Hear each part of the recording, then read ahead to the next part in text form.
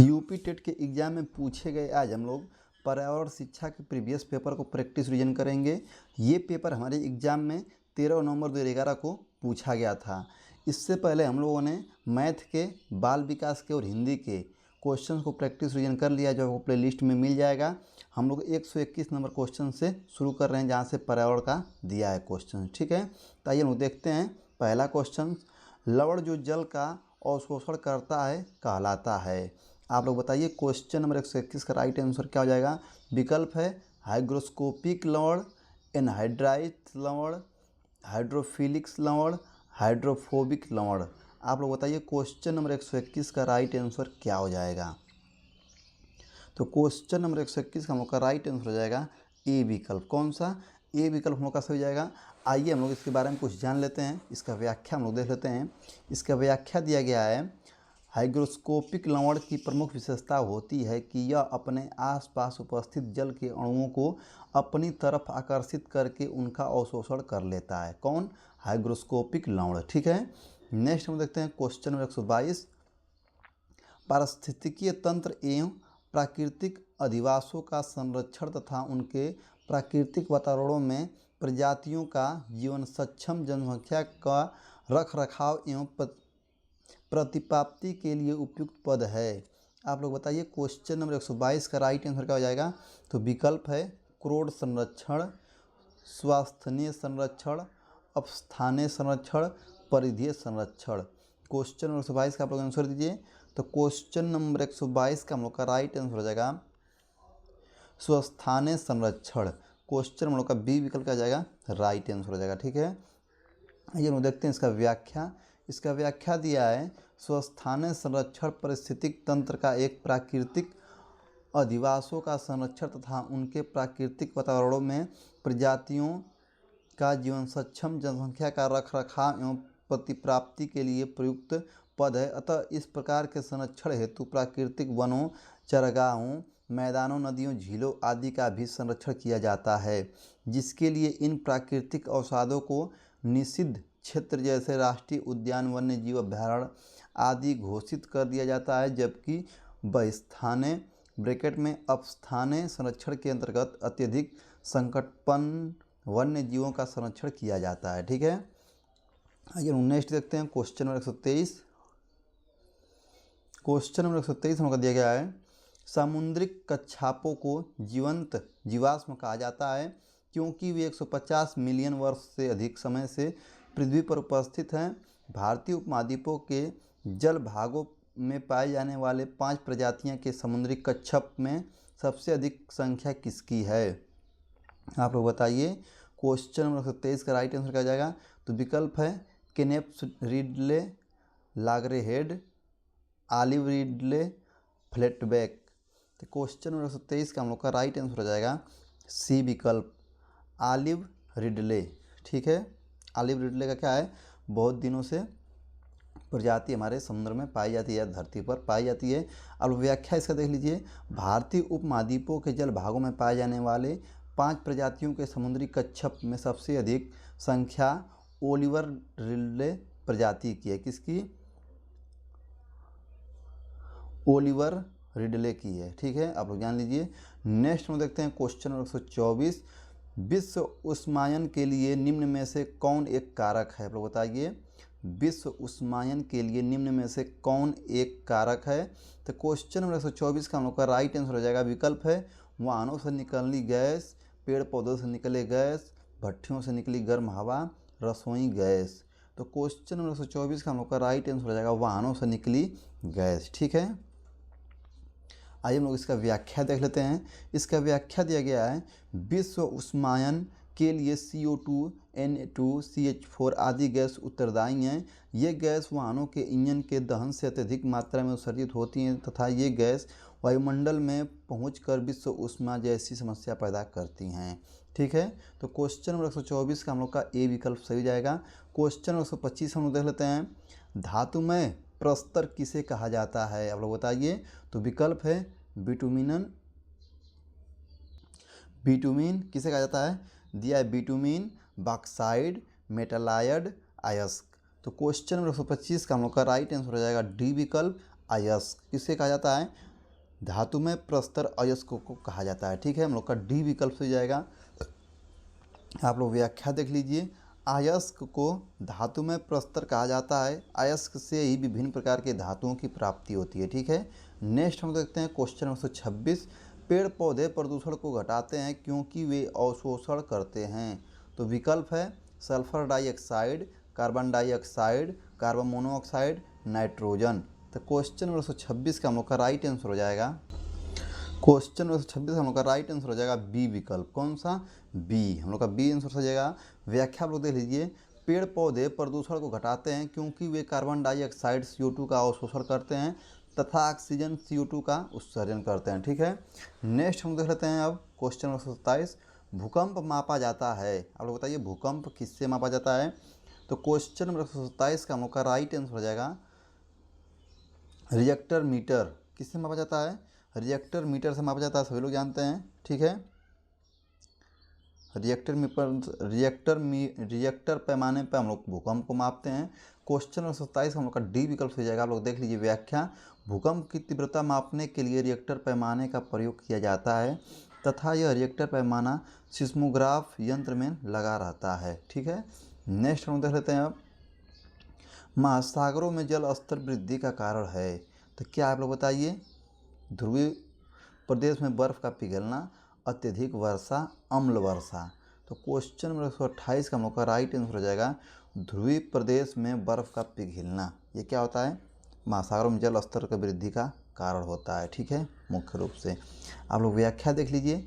वैश्विक ऊष्मा के प्रभाव से पृथ्वी का तापमान बढ़ रहा है तथा तापमान के बढ़ने से पहाड़ों तथा ध्रुव प्रदेशों में जमे बर्फ़ पिघलने लगे हैं, जिसके कारण पिघले हुए बर्फ़ के जल महासागरों में आ जाते हैं और महासागरों का जल स्तर बढ़ने लगता है। ठीक है, नेक्स्ट हम देखते हैं क्वेश्चन नंबर 129। वातावरण में अत्यधिक हानिकारक सल्फर मिश्रित गैस है। तो कौन है? और बताइए। तो क्वेश्चन नंबर 129 का हम लोग का राइट आंसर हो जाएगा डी विकल्प SO2। कौन है? SO2 है, जिसको हम लोग क्या बोलते हैं? सल्फर डाइऑक्साइड बोलते हैं। क्या बोलते हैं? Sulphur dioxide. ठीक है, नेक्स्ट हम देखते हैं क्वेश्चन नंबर 130। वायु प्रदूषण को कम किया जा सकता है। कैसे? आप लोग बताइए जल्दी से। वृक्ष द्वारा, मछलियों द्वारा, जंतुओं द्वारा, सूर्य प्रकाश के द्वारा। तो वृक्ष द्वारा हम लोग क्या कर सकते हैं?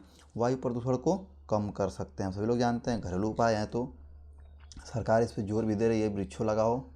ठीक है, कार्बन डाइऑक्साइड गैस के उत्सर्जन से वायु प्रदूषण में वृद्धि होती है। इस वृद्धि को वनीकरण, वृक्षारोपण के द्वारा रोका जा सकता है क्योंकि वृक्ष कार्बन डाइऑक्साइड CO2 का अवशोषण करते हैं तथा ऑक्सीजन O2 का उत्सर्जन करते हैं। ठीक है, नेक्स्ट हम देख लेते हैं विश्व पर्यावरण दिवस कब मनाया जाता है। आप लोग बताइए। बहुत आसान क्वेश्चन है। विश्व पर्यावरण दिवस कब मनाया जाता है? तो क्वेश्चन नंबर 131 का हम लोग का राइट आंसर रहेगा 5 जून को। कब मनाया जाता है? 5 जून को विश्व पर्यावरण दिवस मनाया जाता है। ठीक है, विश्व पर्यावरण की समस्या के प्रति जागरूकता फैलाने के लिए 5 जून को विश्व पर्यावरण दिवस मनाया जाता है क्योंकि इसी दिन पर्यावरण के मुद्दे पर सर्वप्रथम बैठक 1972 में स्कॉटलैंड में आयोजित की गई थी। कब की गई थी? स्कॉटलैंड में 1972 को एक बैठक आयोजित की गई थी। ठीक है, तभी से क्या हुआ? 5 जून को ही पर्यावरण दिवस के रूप में मनाने जाने लगा। क्वेश्चन नंबर 132 हम देखते हैं सूर्य के हानिकारक किरणों से पृथ्वी को कौन सा स्तर सुरक्षित रहता है? तो क्वेश्चन नंबर 132 का विकल्प है आयरन मंडल, ओजोन स्तर, क्षोभ मंडल, चुंबक मंडल। तो क्वेश्चन नंबर 132 का हम लोग का राइट आंसर हो जाएगा बी विकल्प, ओजोन स्तर। ठीक है, आप लोग व्याख्या देख लीजिए इसका। समताप मंडल के निचले हिस्से में ओजोन गैस की एक परत पाई जाती है जिसे ओजोन मंडल कहते हैं। ओजोन परत सूर्य से आने वाली हानिकारक किरणों, पराबैंगनी किरणों को अवशोषित कर लेती है। पराबैंगनी किरणों से पृथ्वी की उष्णता में वृद्धि होती है तथा अनेक प्रकार के शारीरिक विकार उत्पन्न होने लगते हैं। ठीक है, क्वेश्चन नंबर 132 का हम लोग का राइट आंसर हो जाएगा कौन सा? आप लोग बताइए। बी विकल्प हम लोग का सही हो जाएगा। नेक्स्ट हम देख लेते हैं क्वेश्चन नंबर 133। ठीक है, किसी जगह के फ्लोरा और फैना सूचित करता है। किसी जगह के फ्लोरा और फैना सूचित करता है। तो क्या है? पेड़ पौधे एवं जंतुओं को, मछलियों एवं पेड़ पौधों को, जंतुओं एवं मछलियों को, पक्षियों एवं पेड़ पौधों को। तो क्वेश्चन नंबर 133 का हम लोग का राइट आंसर हो जाएगा ए विकल्प। कौन सा? पेड़ पौधे एवं जंतुओं को। नेक्स्ट हम देखते हैं क्वेश्चन नंबर 32 हम लोग देख लेते हैं अब। नहीं, क्वेश्चन नंबर 134 हम लोग देखेंगे, 33 हम लोग कर लिए। पारिस्थितिकी तंत्र का उदाहरण है कौन सा, आप लोग बताइए। तो विकल्प है वायु, तालाब, जल, मृदा। तो क्वेश्चन नंबर 134 का हम लोग का राइट आंसर हो जाएगा बी विकल्प, तालाब। तालाब क्या हम लोग का उदाहरण है, ठीक है। नेक्स्ट हम देख लेते हैं, इसका व्याख्या हम देख लेते हैं। तालाब एक प्रकार का पारिस्थितिकी तंत्र का उदाहरण है क्योंकि तालाब में जैव अजैव तत्वों के साथ साथ जीव जंतुओं तथा पेड़ पौधों की उपस्थिति होती है, ठीक है। नेक्स्ट हम देख लेते हैं क्वेश्चन 135, कौन जीवीय कारक नहीं है, आप बताइए। तो क्वेश्चन नंबर 135 का हमका राइट आंसर हो जाएगा डी विकल्प, प्रस्तर। प्रस्तर क्या एक जीवी कारक नहीं है, ठीक है।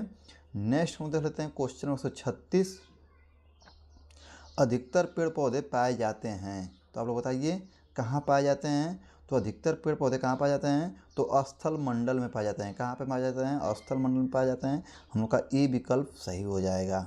नेक्स्ट देखते हैं हम लोग क्वेश्चन नंबर 137, अन्य मृत जंतुओं पर निर्वाह करने वाले प्राणी को कहते हैं। तो आप लोग बताइए जो प्राणी मृत जंतुओं को खाते हैं उनको हम लोग क्या कहते हैं, जल्दी से आप लोग आंसर दीजिए। क्वेश्चन नंबर 137 का विकल्प है पैरासाइट, डिकम्पोजर, स्केवेंजर, ओमनिवोर। तो क्वेश्चन नंबर 137 का हम लोग का राइट आंसर हो जाएगा सी विकल्प, स्केवेंजर कहते हैं। क्या कहते हैं, स्केवेंजर कहते हैं उसको हम लोग। आप देख लीजिए इसका व्याख्या। स्केवेंजर मांसाहारी एवं शाकाहारी दोनों होते हैं जो पर्यावरण में मृत जीव जंतुओं का मृत पेड़ों पौधों अपने जीवन निर्वाह करते हैं, जैसे मक्खी, गिद्ध आदि, ठीक है।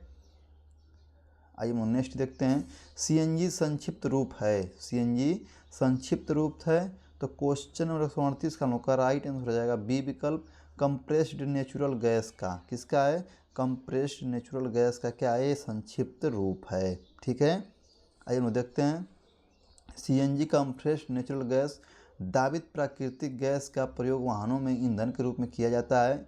इससे वायु प्रदूषण नहीं होता है। वास्तव में सीएनजी प्राकृतिक रूप में पाए जाने वाले ज्वलनशील गैस को अत्यधिक दबाव के अंदर रखने से बने तरल को कहते हैं। इस गैस को वाहन में प्रयोग करने के लिए 200 से 250 किग्रा वर्ग सेमी तक दबाया जाता है। प्राकृतिक गैस की तरह सीएनजी के अवयव हैं मीथेन, इथेन और प्रोपेन, ठीक है। नेक्स्ट हम देख लेते हैं क्वेश्चन नंबर 139, निम्न में से कौन विश्व उष्मायन का कारण है, आप लोग बताइए। तो क्वेश्चन नंबर हम लोग का 139 का राइट आंसर रहेगा सी विकल्प, वायु प्रदूषण। क्या है, वायु प्रदूषण क्या है, विश्व उष्मायन का कारण है। आप लोग देख लीजिए इसकी व्याख्या।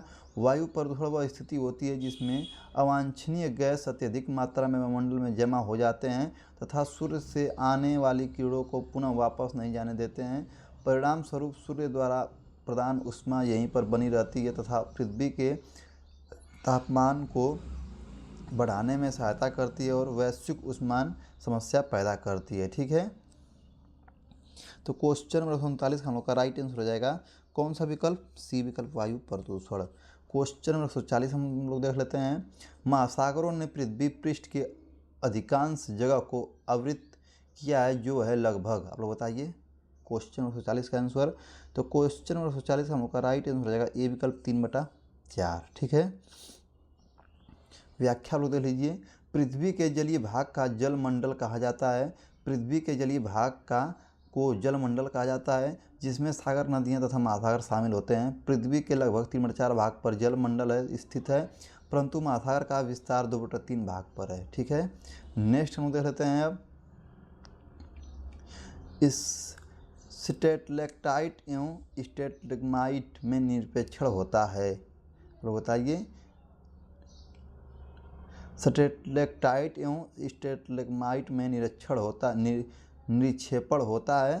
तो क्वेश्चन नंबर 141 का मुख्य राइट आंसर हो जाएगा सी विकल्प, कैल्शियम कार्बोनेट का। किसका होता है, कैल्शियम कार्बोनेट का होता है। क्वेश्चन नंबर देखते हैं 142, निम्न में से कौन वायु प्रदूषण का एक उदाहरण है, आप लोग बताइए। तो क्वेश्चन नंबर 142 का मुख्य राइट आंसर रहेगा डी विकल्प, उपयुक्त सभी क्या हैं, वायु प्रदूषण के उदाहरण हैं। क्वेश्चन में देखते हैं 143, भारत तथा दूसरे देशों में प्रदूषण को रोकने के लिए बनाए गए नियम खालिस्तान का प्रयोग रोकता है। तो क्वेश्चन नंबर 143 का राइट आंसर हो जाएगा बी विकल्प, प्लास्टिक के थैले। किसको रोकता है, प्लास्टिक के थैले से क्या होता है, प्रदूषण ज़्यादा होता है, क्योंकि प्लास्टिक ज़मीन में दब जाता है तो वो गलता नहीं है, सालों साल तक वैसे ही पड़ा रहता है। ठीक है, इसका व्याख्या देख लीजिए आप लोग। प्रदूषण को रोकने के लिए भारत के साथ साथ अन्य देशों में भी पॉलीथीन के प्रयोग पर रोक लगा दी गई है, क्योंकि पॉलीथीन को न तो आसानी से नष्ट किया जा सकता है और ना ही इनका पुनः चक्रण कर पाना आसान होता है, इसलिए इसके प्रयोग को रोकने के लिए नियम बनाए गए हैं। नेक्स्ट हम देखते हैं अब क्वेश्चन 144। हवा में उपस्थित ऑक्सीजन का प्रतिशत लगभग है, कितना है आप लोग बताइए। हवा में उपस्थित ऑक्सीजन का प्रतिशत कितना है, तो 21% क्या होता है हम लोग का ऑक्सीजन होता है, सभी लोग जानते हैं। आप लोग देख लीजिए, इसका व्याख्या देख लीजिए। व्याख्या दिया गया इसका, वायुमंडल में अनेक प्रकार की गैस का मिश्रण है, जिसमें नाइट्रोजन लगभग 78%, ऑक्सीजन लगभग 21%, कार्बन डाइऑक्साइड CO2 लगभग 0.03% तथा शेष 0.97 में गैस शामिल हैं। ठीक है, आप लोग समझ गए। नाइट्रोजन कितना है 78%, ऑक्सीजन कितना है 21% और CO2 कितना है 0.03%। ठीक है, नेक्स्ट हम देख लेते हैं, परम तापमान पैमाना कौन सा, आप लोग बताइए। परम तापमान पैमाना कौन सा है, तो क्वेश्चन नंबर सी हम लोग का राइट आंसर हो जाएगा केल्विन। क्या है, केल्विन इसका हम लोग का राइट आंसर हो जाएगा। प्रकाश संश्लेषण संपादित होता है, आप लोग बताइए। क्वेश्चन नंबर 146 का राइट आंसर क्या हो जाएगा, तो क्वेश्चन नंबर 146 का हम लोग का राइट आंसर हो जाएगा कौन सा विकल्प, 146 का हम लोग का राइट आंसर हो जाएगा सी विकल्प, सभी हरे पौधों द्वारा। ठीक है, नेक्स्ट हम देखते हैं क्वेश्चन नंबर 147। निम्न में से कौन सी अंतर्राष्ट्रीय संस्था पूरे विश्व में पर्यावरण सुरक्षा की देखभाल करती है, तो आप लोग बताइए इसका राइट आंसर क्या हो जाएगा क्वेश्चन नंबर 147 का, तो WHO, UNO, WWF, पेटा। आप लोग इसका आंसर दीजिए, तो कौन हो जाएगा, UNO हो जाएगा। ठीक है, UNO। आप लोग व्याख्या देख लीजिए इसका, UNO अंतर्राष्ट्रीय संस्था पूरे विश्व में पर्यावरण सुरक्षा की देखभाल करती है। WHO अंतर्राष्ट्रीय संस्था विश्व में स्वास्थ्य संबंधित देखभाल करती है, WHO। ठीक है ना, जबकि WWF एवं पेटा क्रमशः लुप्त प्राय जीवों एवं सामान्य जीवों संरक्षण का कार्य करती है। देखिए WHO जो है क्या करती है, WHO स्वास्थ्य से संबंधित है, UNO मतलब पर्यावरण संबंधित है, और WFF और पेटा जो हैं वो किससे हैं, जीव जंतुओं से हैं, जो जीव क्या हो रहे हैं, नष्ट हो रहे हैं या विलुप्त हो रहे हैं। कीटनाशकों के अत्यधिक इस्तेमाल से होगा, क्या होगा आप लोग बताइए, जल प्रदूषण, वायु प्रदूषण, ध्वनि प्रदूषण, ये सभी। तो क्वेश्चन नंबर 47 हम लोग का राइट आंसर हो जाएगा जल प्रदूषण होगा। कौन सा प्रदूषण, जल प्रदूषण होगा। कीटनाशकों के अत्यधिक इस्तेमाल से जल प्रदूषण का वृद्धि होती है। नेक्स्ट क्वेश्चन में देखते हैं 149। ध्वनि या ध्वनि प्रदूषण मापा जाता है, तो डेसिबल में नापते हैं, किस में नापते हैं हम लोग, ध्वनि को किस में नापते हैं, डेसिबल में नापते हैं। आप लोग व्याख्या देख लीजिए इसका, ध्वनि या ध्वनि प्रदूषण मापने की इकाई डेसिबल है। सामान्यतः एक व्यक्ति 70 से 80 डेसिबल तीव्रता की ध्वनि सहन कर सकता है, इससे अधिक तीव्रता ध्वनि प्रदूषण उत्पन्न करती है। ठीक है, 70 से 80। नेक्स्ट हम लोग अंतिम क्वेश्चन देखते हैं, निम्न में से कौन पर्यावरण के लिए हानिकारक है, लोग बताइए। कागज, कपड़ा, प्लास्टिक, धातु, तो प्लास्टिक क्या हम लोग का हानिकारक, हम लोग का डी विकल्प सही हो जाएगा। ये था हम लोग का यूपी टेट के एग्जाम में पूछे गए पर्यावरण के पूरे 30 क्वेश्चंस, जिसको आप लोग प्रैक्टिस रीजन करिए और देखिए आपका कितना क्वेश्चन सही हो रहा है।